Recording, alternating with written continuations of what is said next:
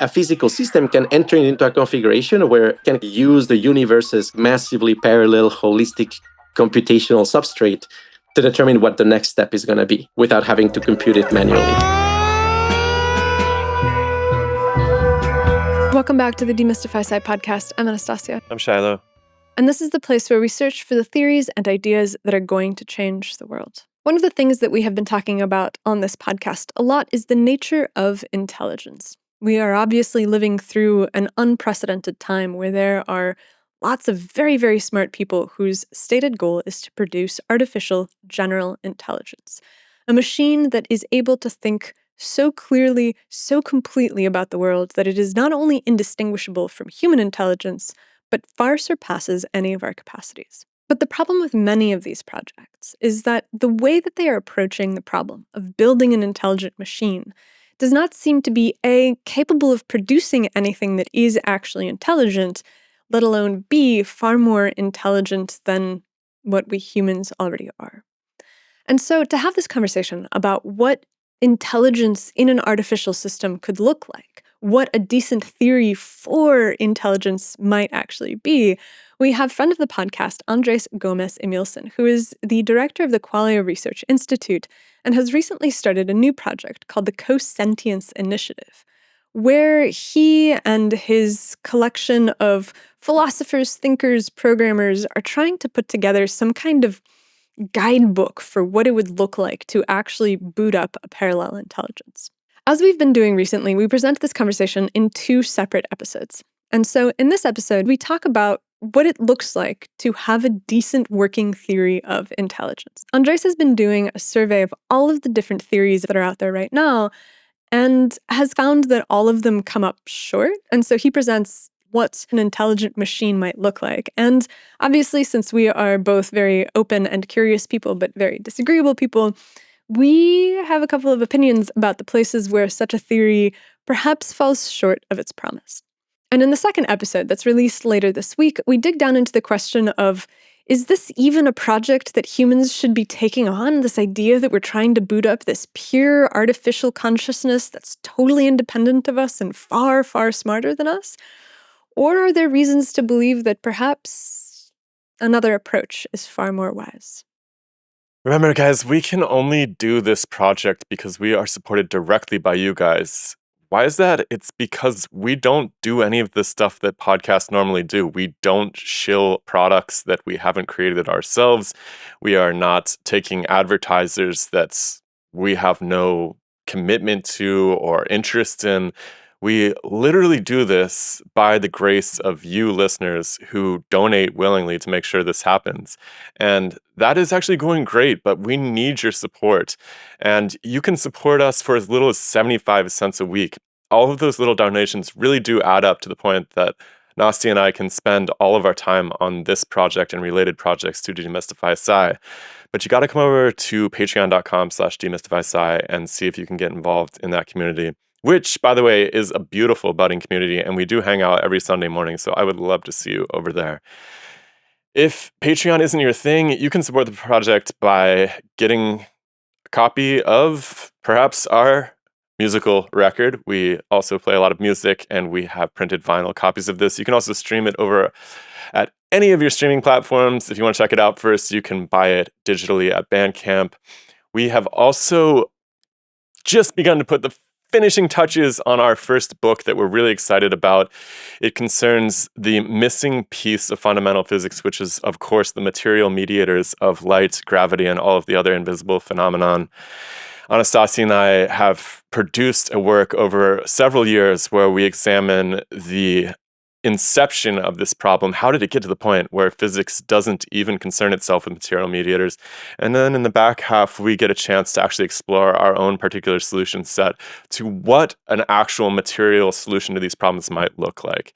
So I'm really excited for that book to come out. If you want to get a copy on pre-sale, you can check out the link in the description, and we will be signing the first 100 copies. There are a few of those left if you want to get on board with it. And we are almost ready for a conversation with Andrés, but there's one last reminder. We host a monthly, almost monthly segment that is called Paradigm Drift, and we collect theories and we give everybody that we pull out of the hat 60 seconds to present their idea to the world. And so if you have a theory of how something works, it does not have to be physics. It can be economics, history, sociology, politics, anthropology, whatever. Sign up at the link in the description and then come join us on March 13th at 5 p.m. Pacific when we record the next Paradigm Drift. And for now, enjoy a little snippet of our music, and we will get to the conversation with Andrés. See you next time.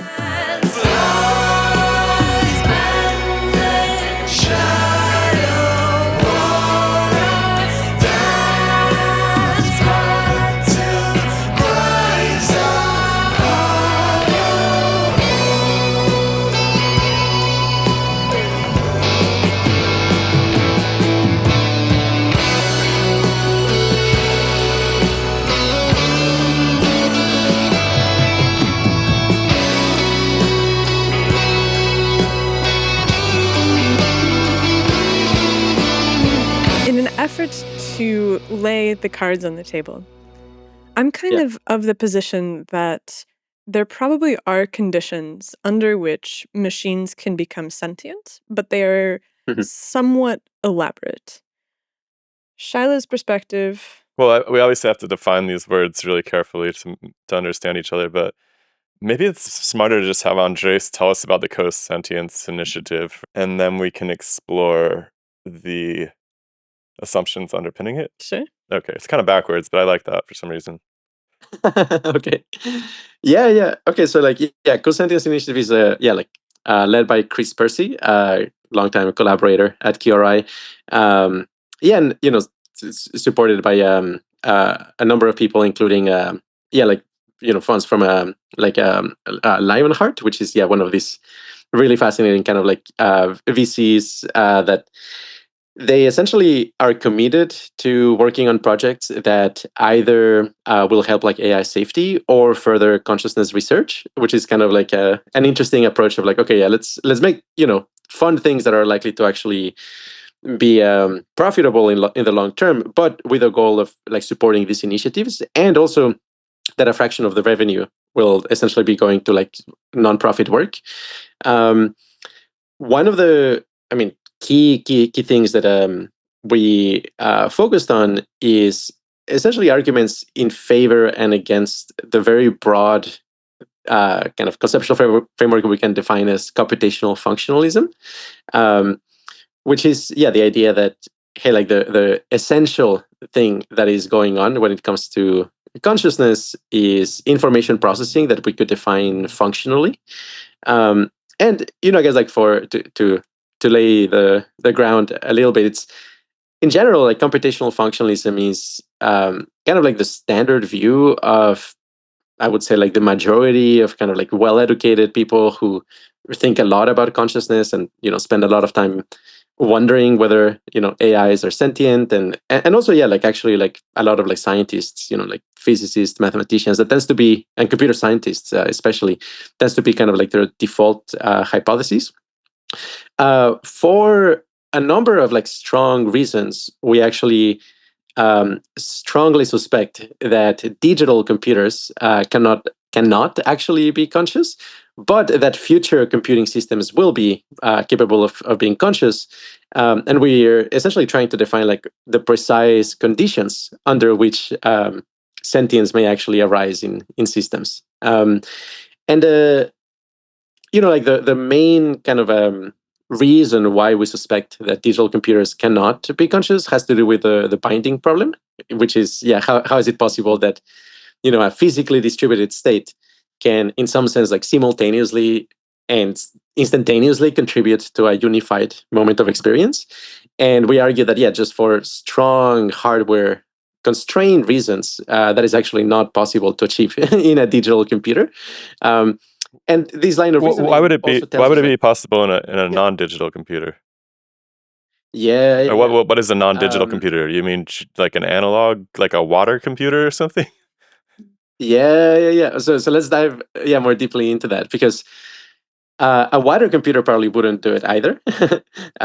It still may not have the necessary conditions. To a first approximation, the most essential feature that you require is some sort of integrated physical state that has real boundaries that are like objective and significant and causally significant, and that it behaves as a unit.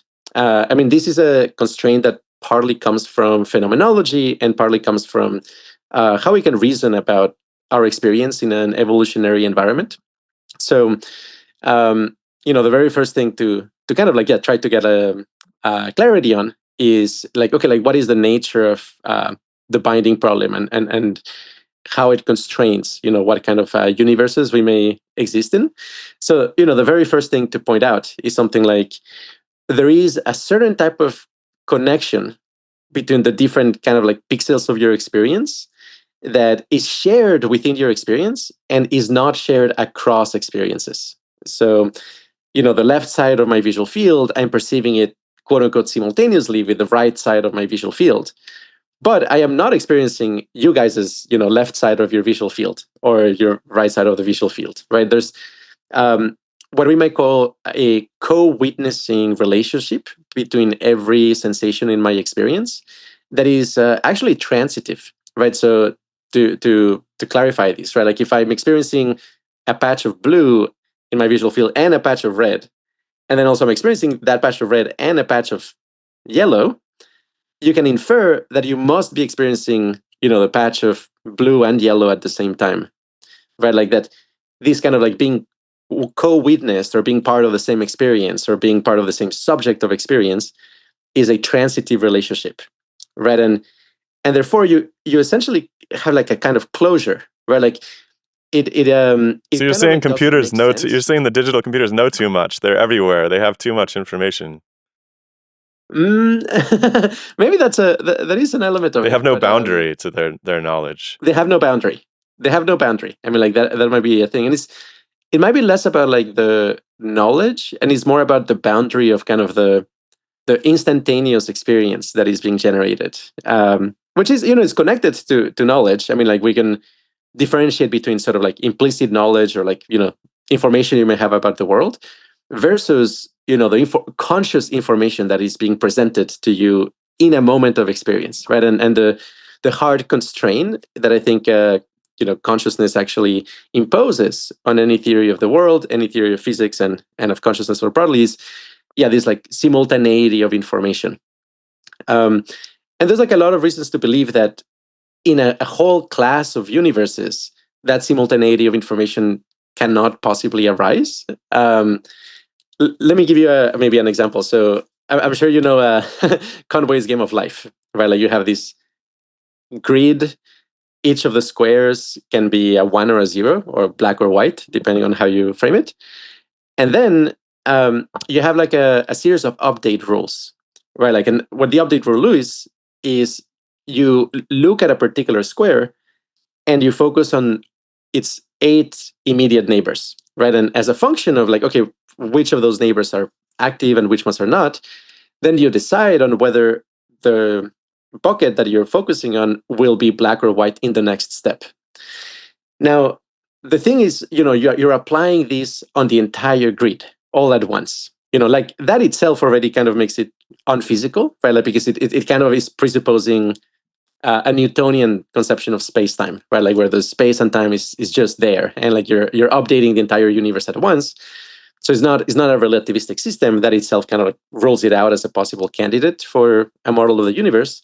But there's another reason why like you can also rule it out as a candidate for generating experiences or generating consciousness, and that is that in that system there really isn't any boundary where the creation of the boundary makes the contents of the boundary or with the thing that is inside the boundary act any different.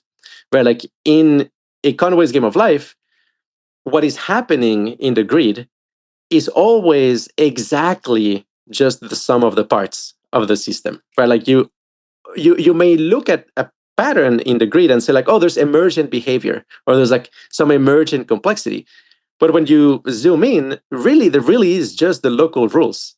And at no point there is kind of like broader interactions or like any pattern behaving in a holistic fashion is all just the local rules. And there's no So- separation between units, right? Because it's like, I think that when we talk about biological systems, when we talk about systems that we normally think as being sentient, there are these historical pathways where it's like, even if you begin with some set of very fundamental rules at the beginning about how you treat the 8 boxes, a living system would be one that could modify those rules to its preferences almost. And you would see new sets of rules emerge as new structures appear. Exactly. Yeah. So like the bucketizing in a sense, like must have like some causal effect that makes it more than the sum of the parts. That is like some, in a sense, like criteria for the kind of worlds or systems that at least have like a certain chance of actually corresponding to a model of consciousness. The lay of the land here is like I've sort of like carved out the let's say like the type of systems that may underlie the universe into kind of like 3 tiers. So tier 1 is, for example, Conway's game of life, which is this universal time, universal space, Newtonian space, local update rules. And in those systems, any pattern that you see is always exactly just the sum of the parts. If you think there's anything other than the sum of the parts, that really is more kind of like a coarse graining or something you're hallucinating into the system. I mean, like if you see a tiny glider in a huge blank screen, you can predict in advance, okay, like in 100 steps, the glider is going to be all the way over here, right? Like without having to compute all of those steps, right? Because you can abstract away the system and you know, like, well, a very big patch of white will continue to be a very big patch of white. However, that is you kind of like coarse graining the system and seeing patterns in it, and really kind of like taking advantage of the unity of your own consciousness to kind of like find, patterns that actually kind of have like a certain global holistic effect. That said, strictly speaking, in the system that is never happening, right? Like a glider in some sense doesn't even exist, right? Like all you really have is like the little squares and like the colors that they have. A tier 2 type of system continues to be like a cellular automaton, but you relax these like universal time constraint. So there's this whole branch in computational physics. I think they call it process physics, where, for example, I would say like the Wolfram project is along those lines, where you're creating a cellular automaton, maybe with a intricate graph rewrite rules. So like you don't start out with like a pre-existing notion of space, and also you don't have kind of a universal time. Instead, the time is kind of like local to each of the nodes. You can think of it like each node has its own tiny clock, and the clock advances through the interactions with its neighbors. So when you have like a system like that, you can actually arrive at like relativistic effects, because when the network becomes very dense and you have a lot of interactions, you could reason, well, more time is happening in that region of the network. Whereas when you look at the part of the network that is like more sparse, you could say, well, less time is happening there, right? So from that type of system, you can reconstruct things such as, hey, like time is slower when you move very fast, or where you're next to like a very heavy object, because there's like a lot of interactions around that region. But you still have the problem that the update rule is entirely local, and it's in some sense like not holistic, right? Like each node only can look at its immediate neighbors and just update on those. So there's nowhere in that system that you could say like, well, I'm going to grab all of these nodes and consider them like part of the same experience, because there's really nothing that unifies them in a way that makes them separate from the rest of the network. In a sense, everything continues to be just like very simple buckets updating locally. The tier 3, which I'm going to propose as kind of like a possible candidate for the type of universe in which we live, is one where you have essentially the following 3 conditions. So first is you do have like these local update rules. You can have these like graph where the nodes are like affecting each other, and you change the weights based on those interactions. But then you have 2 other key conditions. One is you have a boundary making mechanism. You have like some mechanism that can look at the network and say like, okay, these nodes over here constitute a single unit for some reason, right? Like in my articles in Substack, I use the concept of a strongly connected component, which in graph theory means a region of the network where any two nodes, you can find a way of traveling between any two nodes in that region of the network that makes it a strongly connected component. So let's say like that is your boundary making mechanism. But then the third and most critical thing is you need a holistic rule update. So it's like once you have this boundary and you say like, okay, these nodes constitute a being, as it were, a unified object, then the whole system must be able to kind of like do something with that boundary, make it act different because there is a boundary. And like the boundary all of a sudden has actual causal effects. The toy model that I proposed is one where all of the nodes within a boundary instantly, or in just one step, you compute their PageRank. I don't know if you're familiar with PageRank as an algorithm. If not, I can explain briefly. It's just one example of many that has kind of this property. So in a network, PageRank was originally invented for for sorting web pages via Google, where they're looking at the entire graph of how pages are connected to each other via links. And then what the PageRank tells you is, well, if you were to do a random walk in the network and just like spend a very, very long time doing that random walk, how often do you find yourself in each of the nodes, right? So it's not exactly just like how many degrees the node has. It's not exactly how many other nodes are pointing to it, although that is an important feature. Is really more kind of like how important are the nodes that are pointing to you, right? Because you could actually just be linked by two websites, but if those two websites are like Yahoo and Microsoft.com, you will still get a lot of traffic in that direction, right? So it's less about like how many people point to you and more kind of like, hey, what is the page rank of the people who are pointing to you? So when you actually compute the PageRank, you kind of like iterate until convergence. You're kind of updating the weights of the nodes in light of each other until you find kind of an equilibrium where you find like, okay, this is a high PageRank node because it's pointed at by other high PageRank nodes. How do we know those other are high PageRank nodes? Oh, because they're also being pointed at by high PageRank nodes. I mean, it sounds kind of circular, but there's actually a way in which this algorithm can like converge on values. Well, okay, but hold on one usually second. you do this in sequence. Yeah, go ahead. The way that PageRank works, though, is that there is the reputation of a page that points to another page is decided by some content of the information on that page. Like you say that, Yahoo or Microsoft, if they link to you, you're going to get a lot of traffic to a node, and so the rank of that node it rises. But the reason for that is because there's inherently some value that has been ascribed externally to Microsoft and Yahoo as having some kind of authority in the hierarchy. And so if they're pointing to you, it means that you're important. Is it possible to reproduce that in this system? Is there some kind of germ of meaning that lives inside the nodes?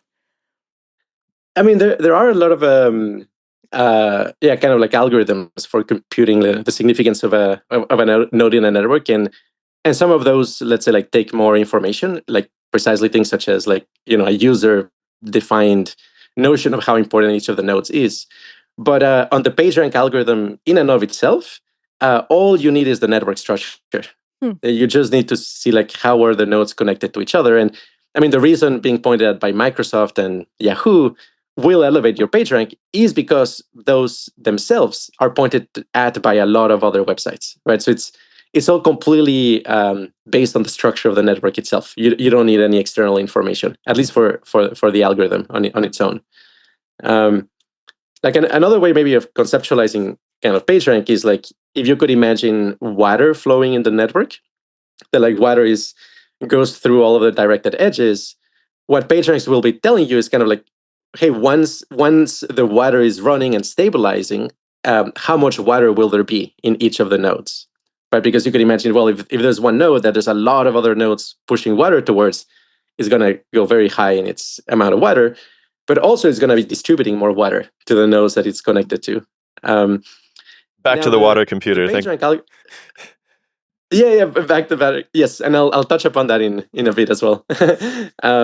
In the case of PageRank, I mean, there's lots of ways of approximating PageRank. Um, there's also lots of ways of computing it via iterations. I mean, there's a very classic algorithm that uses matrix multiplication, and you just multiply a matrix a bunch of times until you achieve convergence. But what I'm proposing for a tier 3 type of system is that the page rank is being computed in just one step. I mean, it's almost kind of this magic box or magic property of the universe that once you bucketize and you say like all of these nodes are inside the boundary, then the universe itself computes the page rank for you in just one step. So, and this is kind of like the critical difference, because the moment you have some kind of like you're hooking up to the intelligence of the universe to solve this, and you're not doing it manually, then there's a reason for evolution to actually wanting to kind of like use these big buckets, use all of these nodes belonging to the same boundary or inside the boundary, because then that accelerates the computation of how quickly you will get like the values of the page ranks of the nodes inside. I don't know if that makes sense. Happy to clarify further. Well, it sounds like what you're saying is that if you have a diffuse system, it's difficult to calculate because the edges of it are kind of ragged. And so you're constantly having to figure out like how to fold those edges in on itself. But if you create a boundary condition, and in the process of creating the boundary condition, you have kind of hard coded the relative importance of the units inside of it because they're networked in such a way where they have parameters for how they interact with one another. And so you can just basically take a snapshot of it and already know which node is the biggest versus which node is the smallest, and then just kind of automatically rank those. Is that kind of what you're saying? Mm, not exactly. It's not that bucketizing allows you to compute the algorithm faster in the classical sense. What I'm saying more is that when you bucketize it, then the universe computes it for you in just one step. What do you I mean mean, by this is, universe, I mean, by the way? yeah. I mean, this is in a sense kind of the straightforward analogy here is like with quantum computing, right? Like, um, you could think of like, okay, like a quantum coherent state as this essentially a like unified physical configuration that behaves as a unit, and you cannot factorize it, right? You can't say like, oh, I'm going to look at this region of the quantum coherent system and this region and then compute them separately and then use those separate computations to estimate what's going to happen as a whole. You actually need to take into account the entire system together in just kind of like as one big object. And in the case of quantum mechanics, you take the entire quantum coherence and then you solve Schrodinger's equation for it. And here is essentially where you're kind of like hooking up to the universe to do this, because yes, you can solve Schrodinger's equation with numerical methods in a computer simulation. It's going to take a while, right? Especially if the quantum coherent system is has a million particles or something like that. All of a sudden, it's like, okay, you want to compute this manually, it's going to take you maybe longer than the age of the universe or something like that. Meanwhile, if you actually run the experiment, and you put those atoms into a quantum coherent state, the universe will solve Schrodinger's equation for you. Um, how it does it, nobody knows, right? Like that continues to be a mystery. But it is one case where a physical system can enter into a configuration where suddenly it can kind of like actually use the universe's kind of like massively parallel holistic computational substrate to determine what the next step is going to be without having to compute it manually. All right, well, I'm a little bit confused because we start off talking about the isolation of individual beings and how I can't Yes. see what you're seeing out of your left eye right now, and that's kind of what defines the limits of my experience in such a way that it can unfold coherently, because my internal network does have a boundary, and I am able to use my entire network all the time for everything. But now we're talking about we're talking about the universe as a computer or something, which is Well, very there's two different things happening here. And because so, isn't the stage 3 is supposed to be the model of how I'm conscious. yeah, and so basically, like your internal state, as far as I understand what Andres is saying, is governed by the boundary conditions of the body, where you're Yeah. basically you don't have to run an algorithm Yeah, to I got update that. your perception. It's just the configuration of the network inside of you Yeah. that automatically updates without you having to run a No, series of I get individual. that 100%. Okay. I just don't know why we're talking about the universe all of a sudden. Well, I mean, the universe can be conceived of rationally as a network of of entities. It could also be conceived of more obviously as a network of atoms or something, right? I think that Andres, are you just using the word universe as like the full set of natural laws?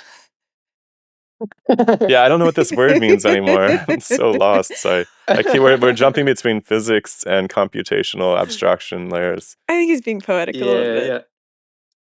yeah. Let me try to clarify. Like, so the main thrust of like where I'm trying to lead is the idea that like phenomenology, like if you take the phenomenology of experience seriously, it actually constrains what the nature of reality must be. That is like roughly the claim. Like for a lot of people, they might say like, well, all you can really learn from phenomenology is things such as like features of like, let's say like the information processing pipeline of the brain. But you cannot infer anything about physics, or you cannot infer anything about the nature of the universe, or quantum mechanics, or relativity, or anything of the sort, just from introspection alone. Instead, what I'm saying is like, well, at least some features of introspection do have significant bearings on our understanding of our universe if you pursue them further enough. And my claim is that the unity of consciousness and the simultaneity of qualia within a moment of experience is one of these features. That if you take this seriously and you say like, okay, we don't know, we can't access the laws of the universe directly, we can't access atoms directly, we can't even perceive our world around us directly, we only perceive our experience.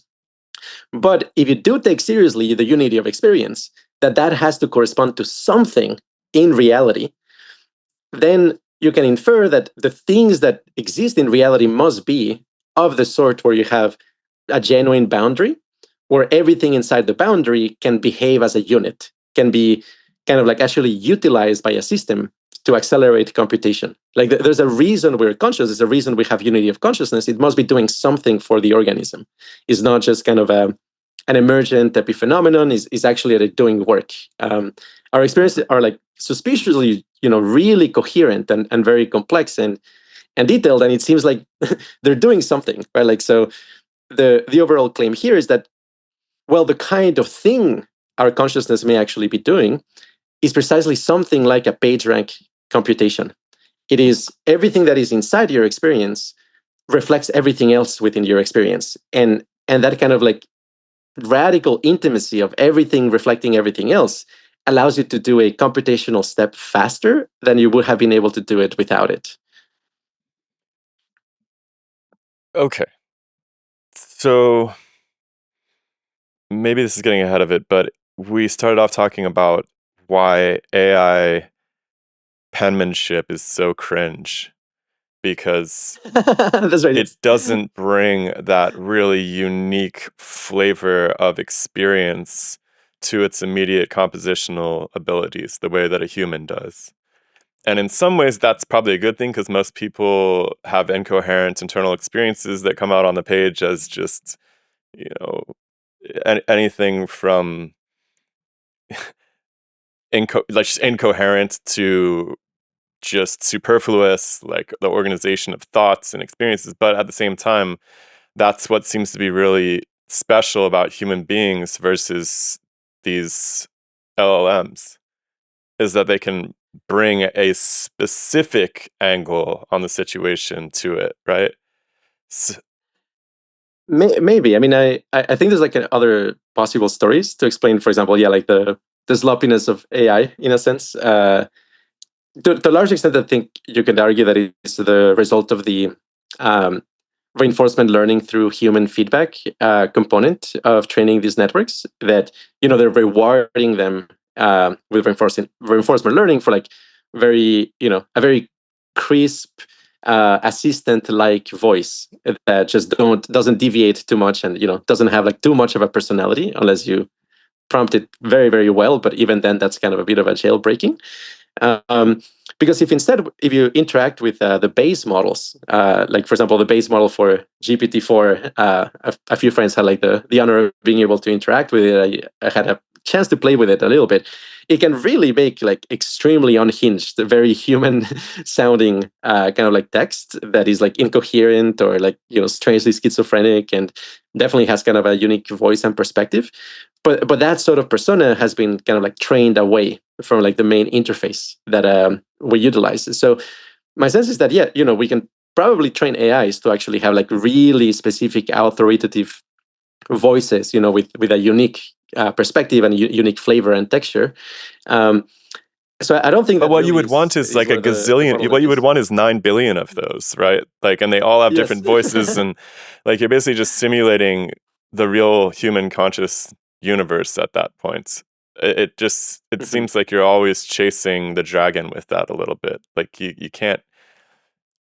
The whole thing about having to train it to have a personality, I mean, that's what it means to be alive. Like, you go through the world, you have experiences, you cultivate your personality, or your personality emerges, however you want to think about it, as a result of all of your experiences and trying on different ways of talking with people and admiring the way that certain people talk or write or however you see it. And that's a very self-directed process, which is what makes it so beautiful. It's like why I want to read lots of books and not just one author, or why I want to listen to a lot of different music and not just one band or something, right? Or why you don't listen to all Yeah. music or read all books. Like, Exactly, I think yeah. that there's a piece of this. So there's a piece of this that is always like missing from these simulations of what consciousness is, which is will, right? So it's like all of us have a boundary condition. We inherit the boundary condition. But then what we do is given the constraints of how that PageRank algorithm inside of us updates, we choose what we put into the chute, so to speak, and then update the algorithm or update our state on the basis of the things that we have put inside of ourselves.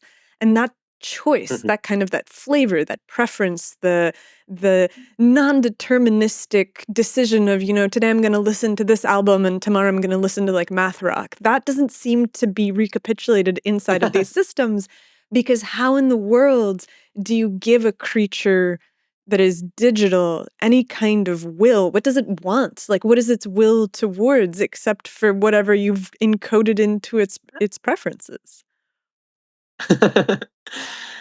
I mean, it's a super good question, right? Because if you're training these models to just, I mean, starting with predicting the next token, I mean, there's the argument that, okay, like what the algorithm really is just wants is to minimize the error loss of like those predictions. But then there is, on another layer, you could argue, in the process of minimizing these prediction errors, it's going to be creating a simulation of a entity or like a persona or a character, and then using that simulation to kind of like predict what is going to happen next. And then you could argue, well, on the one hand, the algorithm as a whole, sure, its objective is minimizing the error, but then the objective of the persona might actually be different. And in some strange cases, the persona can actually kind of take control and actually be the thing that is directing the show, as it were. But doesn't that very, very argue famous for examples in I feel like that argues for a future where you have, instead of these artificial general intelligences that everybody's, talking about, you have artificial specialized intelligences where, it takes so much effort to create a certain personality robot that you really want them to do a certain task. Like, you want one that's really good at, I don't know,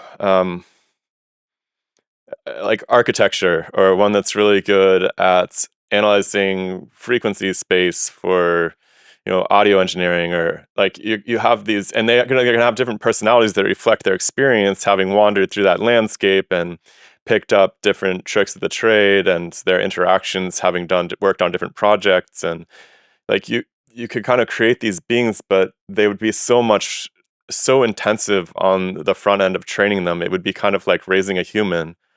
And then it's like, well, why don't we just raise humans instead? Okay, so hold on.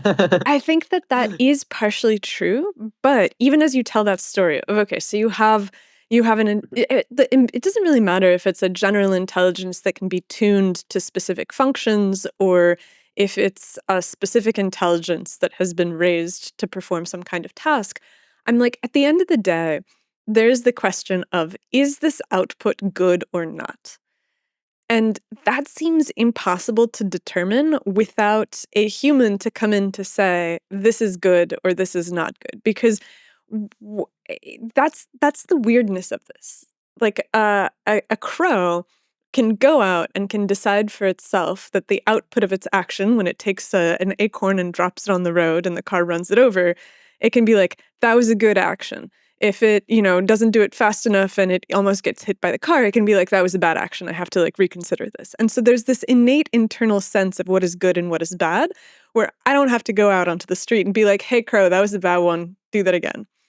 And that seems like something that's, when we talk about these machines and these programs as tools, inherently we are talking about a system where we are tuning them to perform our own desires. Like they seem like an extension of our own preferences as opposed to a system that we are developing with preferences, right? Mm-hmm.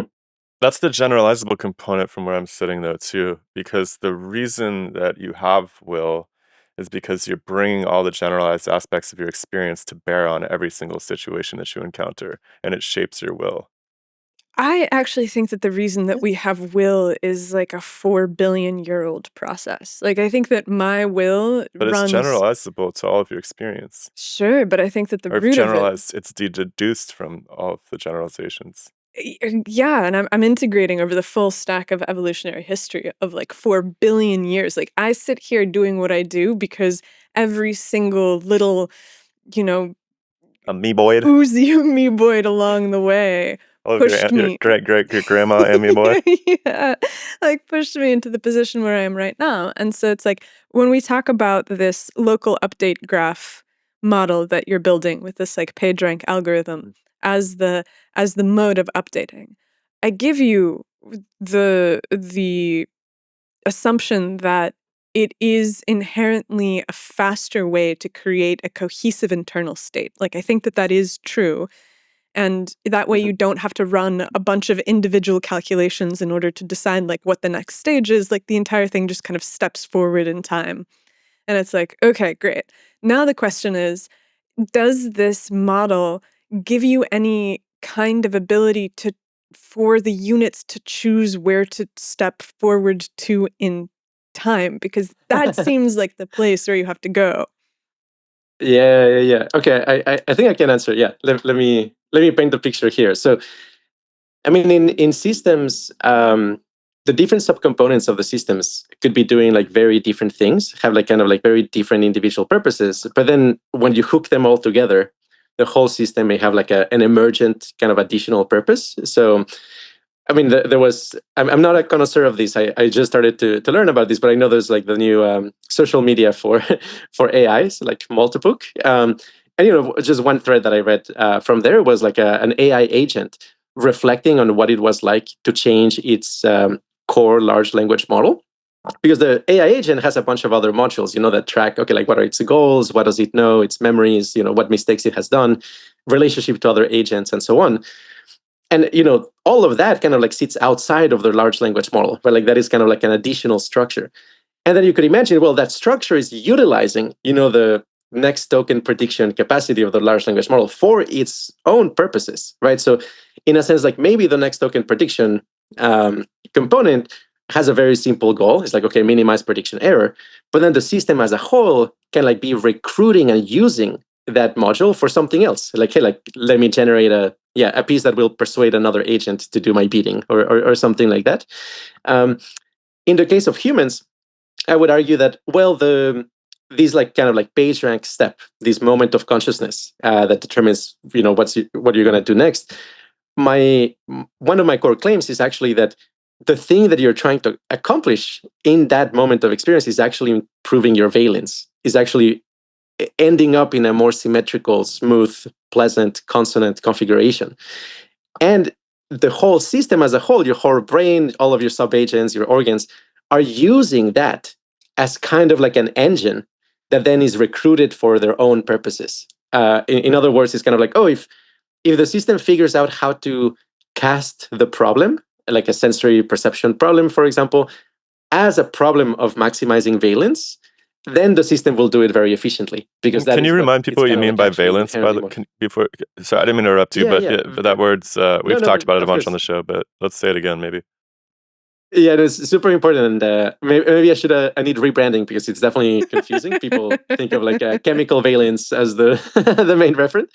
David Pearce uses the term hedonic tone instead, which maybe it's more evocative. I mean, essentially, it means just how pleasant or unpleasant the experience is as a whole. With like the extremes examples of like super pleasant states, for example, being like the various jhanas, or like MDMA states of consciousness, or 5-MeO DMT. If you go very, very deep into kind of like really, really pleasant experiences, you usually end up in like really simple, like very intense but very simple, harmonious, symmetrical configurations. And at the very peak, in what's called a meditative cessation, everything actually disappears. It's almost kind of like when everything becomes totally perfect and harmonized, there's almost kind of like no subjective information to report on. I mean, it's almost kind of like the contents of our experience are, in a sense, like the mismatches, like the things that are asymmetrical, the things that don't quite fit in. And those are the things that we can actually report on. When everything is perfect, there's just like nothing to report on. So my claim would actually be something like, each moment of experience is actually trying to achieve cessation, is trying to be in the perfect harmonious state. And because it's trying to pursue that gradient, then the whole system, your whole brain, can use these moments of experience for useful computation, because it's kind of like it knows their intrinsic drive is to be more symmetrical. So it can present information such that, hey, finding the symmetries in the information it presents happens to be useful for the system. But then at the conscious level, finding the symmetries, you're actually just doing it to feel better in the moment. That because like actually finding the symmetries feels nice. I don't know if that makes sense. Don't people really thrive on surprise though as well? Like, how does that fit into it? Remind me. We might have talked about this before, but I just feel like, music's a great example, because just one more thing. Like, if you have a pure tone, right, like a sine wave playing on a synthesizer or something, like, people get bored really fast with that. And boredom's a really interesting emotion, because what you really want in a good piece of music, I think, is something that straddles the line between that beautiful, predictable sine wave and threatening to throw you into utter chaos at any moment. Like, that's what makes a piece of music both pleasant but exciting at the same time. Like, it never quite throws you into the deep end, but you always feel like you might be. And I wonder, using music as a metaphor for a conscious existence and what people pursue in their conscious experiences, if it isn't so much harmony as much as flirting with discord. What is it? What's the word? Discordance? Dissonance. There you go. Yeah. Yeah. A few pointers for the audience who wants to dig deeper into these. There's an article I wrote in, email exchanges actually with Scott Alexander. I think the article is called like on dark rooms and the jhanas.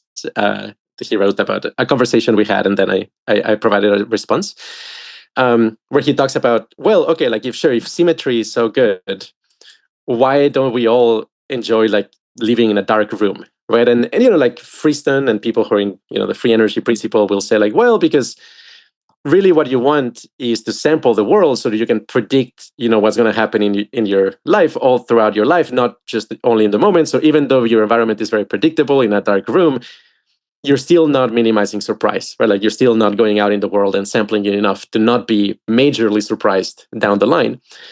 But there's actually another angle to this, which is, hey, maybe you're just bad at sitting in a dark room.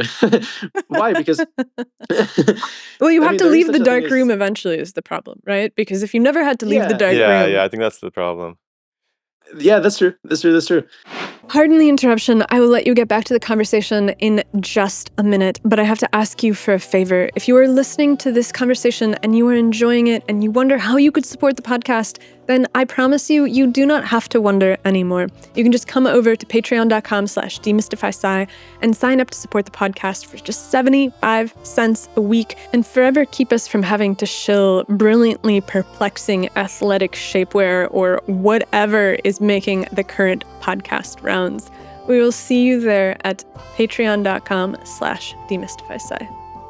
Back to Andrés. You can do darkroom meditation. And actually, it can take you really, really far. And also, enter all the jhanas, achieve cessations, stages of insight and all the shebang. So in some sense, there's kind of like the model here would be as follows, which is that the problem with very predictable input is that we filter it away and it doesn't even reach consciousness. So like when you're listening to a song you've listened to 100 times, because you can predict it so well, and anything that you predict perfectly gets essentially kind of like absorbed by the lower layers of the predictive processing hierarchy. Only the things that are like slight deviations from your expectations ever actually make it into your consciousness. So that said, that which does make it into your consciousness, the more symmetrical it is, the better. So that means that, okay, when you do encounter a beautiful new symmetry, the first few times you actually witness it sensorially, it might be a really impactful, very high valence, pleasant experience. But after a little while, what happens is that the lower layers predict it away. And then what actually enters consciousness is something much more bland, which is like, oh, there's small, slight deviations from that perfection. But, if you take psychedelics or you enter a jhana, do various meditation techniques, you can kind of like suppress that kind of like predicting away the low-level input and perceive things as if for the first time. I mean, that's a very common description of LSD, right? It's like, I could see a flower for the first time, as it were. You can think of that as, well, that is like preventing the filtering. And so the actual structure of the sensory input will more closely correspond to the structure of your conscious experience. And, in some sense, it is in some of those more kind of vulnerable open states that you can see more clearly the correlation between something like symmetry in the input and the pleasantness of the state. The other component here is that, very briefly, boredom, we tend to think of it at QRI as kind of like an additional, kind of like extra, slightly unpleasant quality to experience. It's almost like what your brain determines, like, hey, you're not learning anything new from this input, is not a neutral thing. It also adds this kind of like viscosity and sense of stuckness, and it's actually kind of unpleasant to be bored. But if you're very adept at meditation, you can actually notice where the boredom is in your body and massage it away, and then eventually actually just be comfortable with a dark room. Like that's one of the techniques that is used. And then finally, when something is genuinely surprising, it really kind of can cut through the predictive processing hierarchy and enter your consciousness more directly. And so it's experienced as a jolt of energy. In other words, it is really like avoiding surprise is not really what we are trying to do, but avoiding unpleasant surprises is kind of like what we're trying to do, because the moment the sensory input cuts through the predictive coding hierarchy and you actually get this jolt of sensation, the symmetry of that jolt of sensation will affect your valence very, very powerfully. There's a couple other caveats for like, hey, like why people are interested in like very dissonant music and stuff like that we could go into, but the very big picture is that I would argue that the symmetry theory of valence and kind of this account of what feels good is actually the symmetrical and predictable can explain even these like corner cases once you take into account also the fact that we filter out things that we can predict too well. Yeah, humans are so complicated. I'm not sure everyone is motivated by feeling good is the weird thing. Like I know a lot of people are for sure. But I also know even parts of myself that are motivated by things far beyond feeling good, which is weird. And I when I think about it too much, I'm like, why am I doing this thing if it doesn't lead to me feeling good? But there seems like bigger callings almost that make you want to do things that perhaps feel terrible actually. but ultimately are satisfying. And satisfaction is a really weird emotion as well, right there with boredom. Um, I there's another thing. You said you could get comfortable with boredom. You could also get comfortable with using boredom to catapult you back into a problem that you needed to solve. Like, uh, our friend Jim said this to me one time we were in the car. It was just like really stuck with me about. He's like, I never get bored. I don't even have to have my phone or carry a book or anything. He's just like, there's so many problems that I've been working on my whole life that I can just go and pull one up and just, if I've got 20 minutes to kill, I can just stare out the window and just.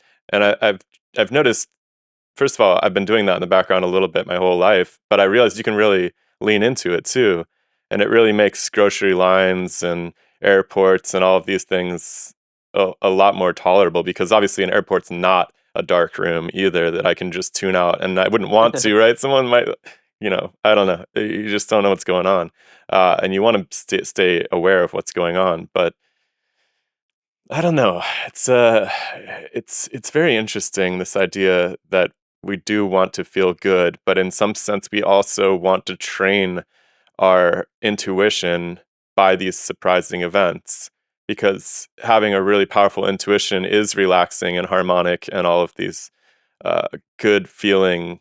Like, it's very relaxing to have a powerful intuition, but you only get a powerful intuition by confronting surprising things, then some of which might be unpleasant, but they force you to reconsider your sort of predictive matrix of the future in such a way that as you strengthen it, allows you to relax. Yeah. I mean, yeah, those are great points. To address the first of like having parts that maybe don't want happiness, as it were. I mean, you can think of us as like a collection of subagents, and the different subagents have different valence landscapes. So, there's some of the subagents are like kind of like really focused in the present, and it's like, okay, I just want to feel warm and well fed and loved by the people around. There's like others that have kind of like longer time horizons. And for example, the sense of self is an interesting case where if you have kind of like an uncomfortable sense of self, you feel uncomfortable with yourself, then you can actually feel motivated to do a lot of things that are like short-term uncomfortable if they offer the promise of kind of like fixing that like deeper issue that in our model would be actually a type of dissonance. It just would be kind of like a dissonance localized to the sense of self. You can think of like, yeah, for example, various kinds of disorders having to do with like, okay, like a chronically dysphoric sense of self that is like constantly trying to compensate for its discomfort, or like some desires that are very very specific. I mean, something kind of like, hey, like winning a prize or something like that. That it will make other parts of you uncomfortable, but like that part like really desires it and it considers it like essential for its own valence. Maybe a metaphor is something like, well, when you're tuning an orchestra, I mean, maybe there's some songs that make most of the players happy, but maybe if the trombone is, you're just not using the trombone again and again, eventually it gets like rusty and like becomes very a squeaky wheel eventually, and eventually you have to give a song that will also make satisfy the trombone.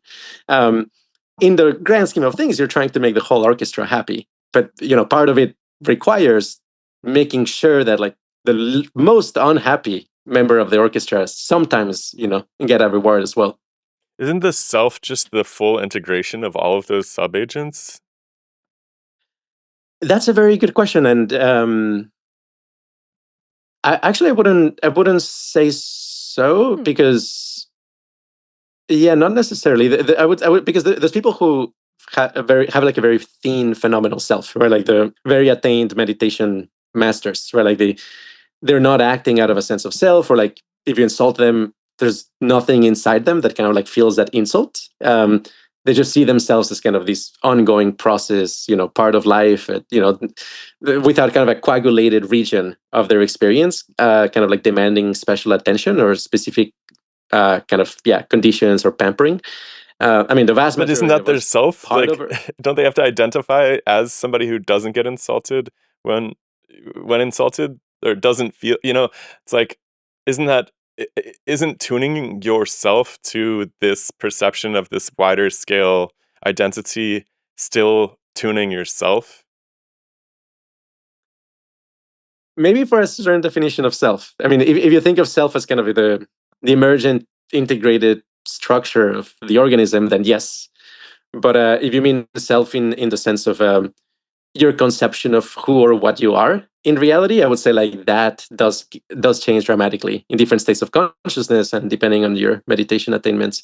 I mean, because you can have a sense of self that, for example, includes all of life, right? Like in a lot of kind of meditation traditions, there is a stage in spiritual advancement where you don't identify with a person, right? You identify with life itself, or maybe even consciousness itself, or you identify with God or like ultimate being or something like that.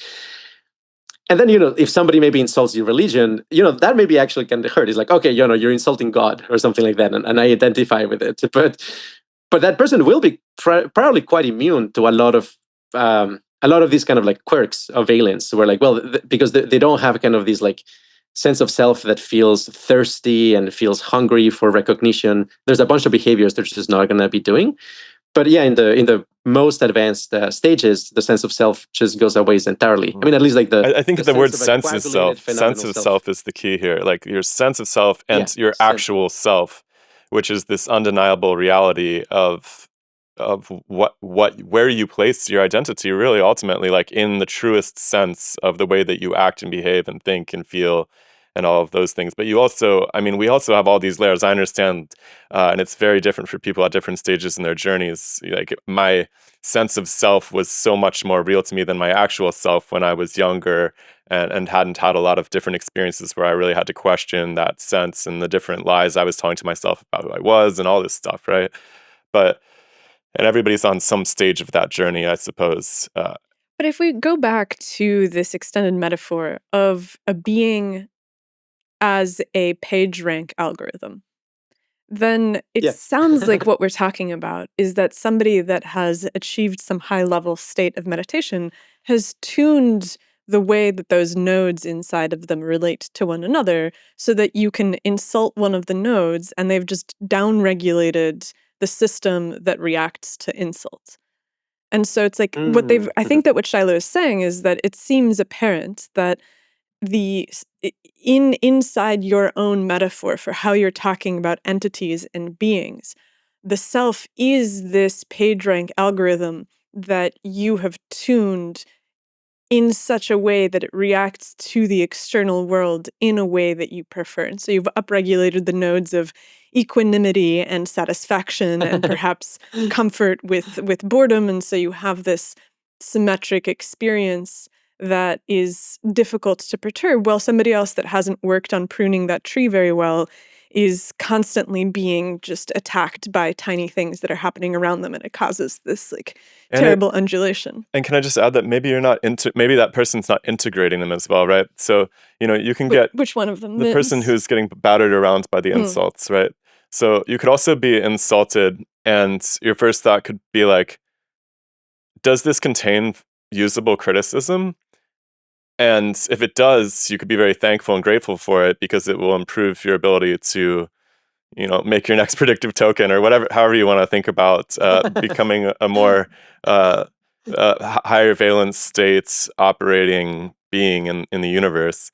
Uh, and you could also so by applying that kind of rational filter to it, or it could just be like someone calls you just like a dodo face or like a dum dum or like a dick ball or whatever. I don't. And you're just like, oh, that contains no information. So why? That's just not gonna. That's not passing this first level of filter where I'm even gonna apply that. So I mean, that's not as transcendent or maybe not as ascetic of an approach to it, but I just feel like there's a completely self-aware way of approaching insults too. Like there's almost to all these things, there just seems like there's a thought-based way and there's this thoughtless-based way. Like meditation is almost like I'm gonna just like not be blown around in the wind, and the other one is like, no, I'm gonna like see what the wind's telling me to do.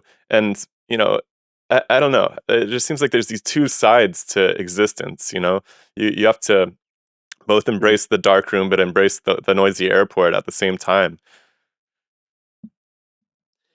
Yeah. I'll let me uh maybe push back a little bit on the on associating kind of equanimity and like no self, because they're correlated. And actually, I would say that cultivating equanimity helps then acquiring the insight of no self.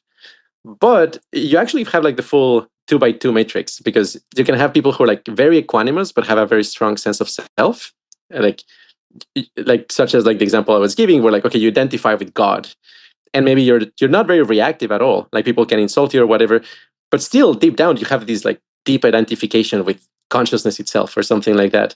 Then you also have cases of, for example, psychedelic depersonalization. Like if you had a very rough LSD trip and your sense of self still just not put back together, you may still be very emotionally reactive. Like you hear an alarm and maybe you get startled, or like any tiny insult feels bad, not because it's attacking you, but because it's like coarse and cutting in your sense, in your field of experience. But that said, I do think like cultivating equanimity is oftentimes a very good ingredient for then being able to dislodge or kind of dissolve your sense of self without it complaining too much, or without kind of like entering into a panic mode, or fear of ego dissolution being part of the picture. So it's more kind of like an ingredient that then allows you to kind of like massage away the sense of self. But I've definitely seen like people in all of the possible quadrants of these 2x2. And so let's see if we can wrap this back to the place where we started, which is the sense of, can we have some kind of system that is described purely through computation, that is able to perform the functions that we associate so deeply with life and consciousness and sentience? Because it sounds like the three models that you presented, the Conway's game of life, this Rouliad way of thinking, this PageRank way of thinking, they are models for understanding the state changes of an entity that is moving towards something. And so if we look at people that are grand meditators that have dissociated themselves fully from the sense of self, it almost seems like they have stepped out of that game a little bit. And so this is kind of like one exit path that you can take to not necessarily participate in this game or whatever. Like you attain some state and then you are just there. And so I think that we can set them aside for now, because this is some truly, I don't want to say, let's say unusual. It's a very unusual state that requires a lot of internal pruning and work in order to get there. And presumably we are not aiming to create sentient machines that are, truly enlightened beings that are dissociated from the sense of self. Like we're not, or are we? Like, is that the goal? Maybe we can figure that out first. Also, we need to wrap what type of computer would pull this off if not a digital computer. Mm-hmm. Yeah. Yeah. So, I mean, the short answer is, like the sort of like PageRank kind of like system description, what that gives you is, a way for boundaries to be like actually causally significant and for them to be useful by evolution. But that doesn't mean that you cannot replicate the same input and output structure using let's say a tier 1 type of system. I mean, and here's where it becomes like really confusing, because I mean, just as with like quantum mechanics, like you can make a lot of like fairly accurate simulations of a quantum system using a classical computer, but you cannot actually replicate the quantum system in the classical computer. But like nowhere in the classical computer you will have like this pattern of coherence where if you were to shine a laser, you would see like a double slit experiment, or like this type of like diffraction effects that you might actually expect from a coherent state. And every time that you run the system, really you're just kind of looking at like, okay, like assuming these inputs, what is going to be the most likely outputs, and you're kind of actually skipping this internally coherent state as part of the information processing pipeline. With modern computers, though, you can create a very good illusion of this being the case, right? Like if somebody takes a MacBook Pro of today with a quantum computer simulation and takes it back to the 70s, you might be able to convince a scientist there that, hey, you actually have a quantum computer, right? If they're not assuming that, hey, Moore's law actually continued, and and like, hey, your computer is actually insanely powerful by their standards, they may not realize that, hey, you could actually pull this off with a classical computer. That said, just because you can pull off the appearance of quantum coherence doesn't mean you're actually tapping into quantum coherence. And you're definitely not benefiting from the computational benefits of quantum coherence. You're essentially skipping them and you're just kind of like pretending that they're there. The same, I think, like with large language models and AI systems. So you can create a simulation of a human mind where you do have, let's say, like some somewhat specialized hardware that is simulating kind of the PageRank step. Is actually like relatively very slow at doing that, and is doing a lot of individual state updates in this localized fashion. But the end result, from the point of view of the behavior of the system, might actually look like as if it was actually an integrated physical state. That said, that doesn't happen by accident. I mean, it is something that you have to kind of like build on purpose. And in the case of something like a large language model, I mean, maybe here's like a good metaphor. Is like you may have seen, kind of this like generative video like Sora that like creates this like illusion of there being kind of like a water simulation of some sort. It's like, okay, yeah, there's like water dynamics that like it looks convincingly liquid like, but then you reason, well, is it actually solving Napier-Stokes equations? And it's like, okay, most certainly not. Right, like that might be actually intractable. What it is doing is it collected like a library of how liquid behaves under different circumstances. And, in a lot of circumstances, liquids behave in a very uninteresting way, right? Like still water just stays still water. You don't need to actually solve complex differential equations to know that that's going to be the case. So, okay, if it detects there's still water, it takes this shortcut and says like, okay, let's just use the still water kind of like library of patterns. Then if it detects something more complex, like, oh, there's vortices or like some kind of physical instability, then it can look at its own kind of library of like, hey, how do physical instabilities look like? Okay, like maybe here's a Kevin Helmholtz instability, and creates patterns that kind of look like it. But if you push the system too far, like if you actually create a physics experiment with complex fluid dynamics, and you ask Sora to predict what that's going to look like, is going to fail at it, right? Because that type of data was just not in its training data. It's actually something for which you either need to actually solve the differential equations, or you actually need to run the experiment. And so I think in the case of simulating minds is actually something quite similar, that there's a lot of states of consciousness that actually behave fairly simply or normally or predictably. A lot of like everyday normal states of consciousness have that property. And so, a large language model can like easily kind of like draw from its library of like, okay, how does a human behave under these conditions typically? And make a really good impression of it. And maybe when it starts to get into the corner cases, it might need to kind of like draw from its library of instabilities. It's like, okay, how does somebody with borderline personality disorder experiencing a tantrum, at a stadium, how would that look like? Well, it may have enough kind of training data to kind of like patch over a plausible behavior. But the moment you actually present a scenario where it doesn't have any data and the holistic behavior actually matters very significantly, then it's going to fail catastrophically. I mean, and the classic example here might be something like, hey, like write a trip report of what it's like to take DMT and 5-MeO DMT at the same time, right? Because there isn't kind of like a wide range of trip reports that explore that particular combination.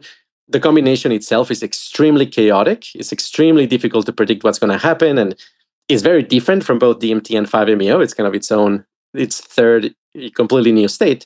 And for that, in a sense, if you want to know what happens, you actually need to run the experiment. It is similarly to setting up the water computer in such a way that you actually create a pattern that you've never seen before. It's like, well, you actually have to run the experiment.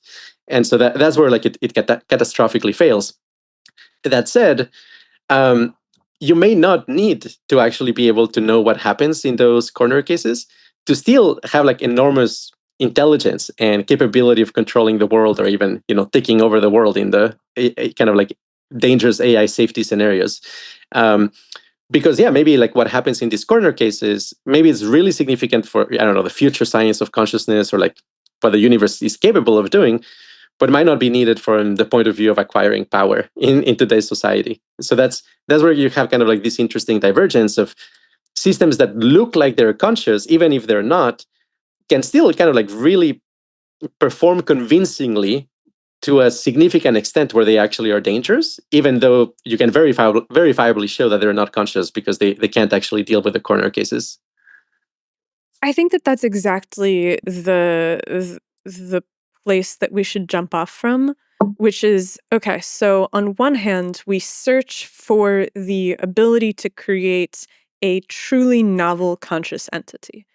And there is a set of parameters that need to be involved in the production of that entity. And we've sort of laid out some of those. I think that the PageRank algorithm and the boundaries and all of that is an important feature that feeds into it. And then there's the other side of it, which is that, well, yes, but even if you don't have a conscious entity, you still have something that can act in the world in a way that is convincing enough that it can impact our human landscape in ways that we might not like. And so we should separate those out and maybe discuss whichever one is most mutually interesting first. But can we take a quick break?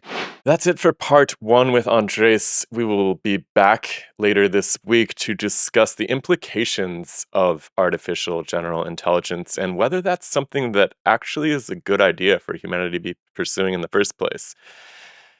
If you've made it this far in the conversation and you are listening to this on YouTube, you can actually just follow the link that's going to appear on your screen momentarily. We'll see you there.